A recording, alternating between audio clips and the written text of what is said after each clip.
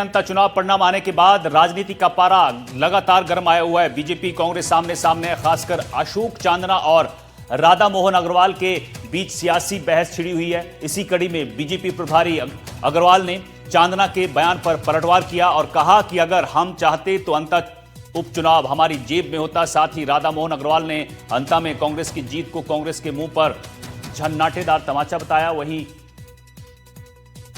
बिहार चुनाव को लेकर उन्होंने गहलोत को नसीहत दी कि उन्होंने कहा कि जैसे गहलोत ने राजस्थान में सचिन पायलट के खेल से बचने के लिए अपने विधायकों को बांध कर रखा था, वैसे ही अब बिहार कांग्रेस के 6 विधायकों को बचाना उनकी जिम्मेदारी है। राधा मोहन अग्रवाल ने दावा किया कि बिहार में जीते कांग्रेस के सभी 6 विधायक जनता दल यू में शामिल हो सकते हैं। तो बड़ी खबर आपको बता रहे हैं।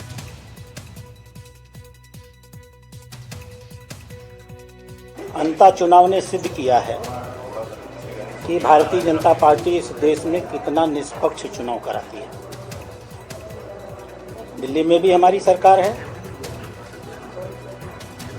राजस्थान में भी हमारी सरकार है और 6 महीने से ये पता था कि चुनाव होने वाला है।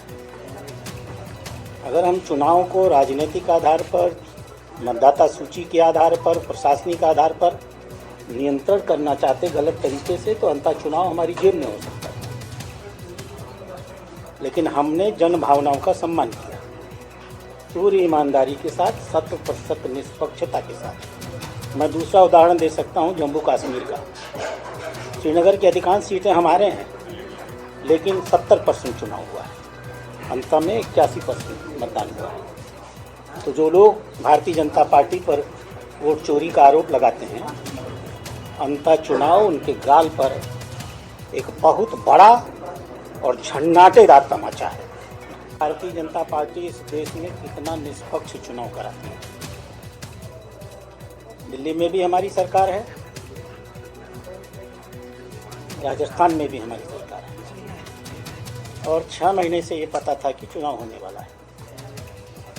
अगर हम चुनाव को राजनीतिक आधार पर, मतदाता सूची के आधार पर, प्रशासनिक आधार पर नियंत्रण करना चाहते गलत तरीके से, तो अंतः चुनाव हमारी जेब में हो सकता है।